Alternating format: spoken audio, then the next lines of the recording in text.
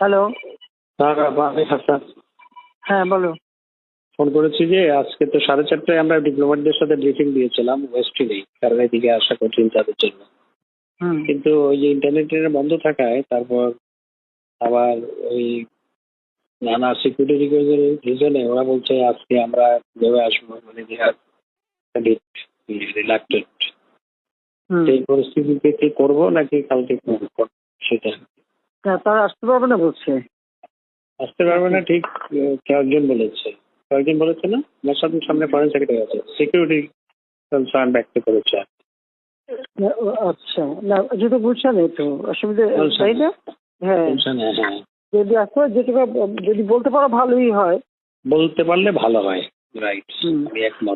তোমরা একটা কাজ করো, আগে ওদিকে চলে যাও, কারণ এদিকে তো সে গোলমাল করবে। তারা তো আজকে অ্যাটাক তো কাজে আমরা থাকি কি না থাকি, মরি কি বাঁচে তার তো ঠিক নাই। আমরা এটা করে রাখা ভালো। করে রাখা ভালো হবে। রাইট। হ্যাঁ, তো আমার এখানে তো কিন্তু আমি একটু অফিসে যাচ্ছিলাম, দেখলাম যে শত শত নয়, হাজারের উপরে ছেলে অফিস তো বন্ধ, অফিসে যাবার কোত্থেকে? আমি কার্ফিউর মধ্যে অফিস করেছি তো আগে। অফিসে গেলে ওই যে এগুলা প্রিপেয়ার করা, না আমাদের ব্রিফিং প্রিপেয়ার করার কর্মকর্তারা সবাই থাকে, সুবিধা আর কি। এখন সবাই বাসায় বসছি, ওনারা অফিসে যেতে পারে।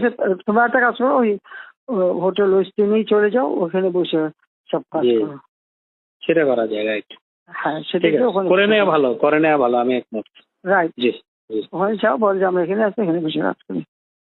ঠিক আছে, ওকে। কারণ এই কারফিউ টাফিউ দিয়ে এরা কিচ্ছু করতেছে না। কালকে খালি লম্বা লম্বা কথা বলে গেছে।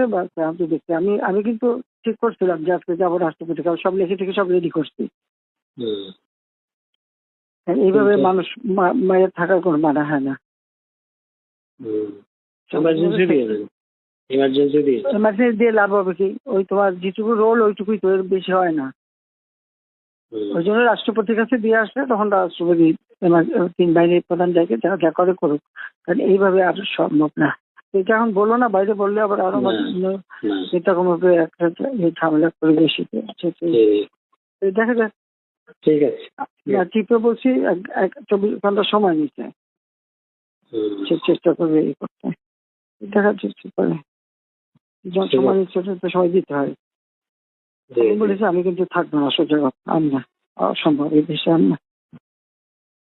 ঠিক আছে, এটা আপনি নেতা কর্মীদের কিচ্ছু রাখতেছে না।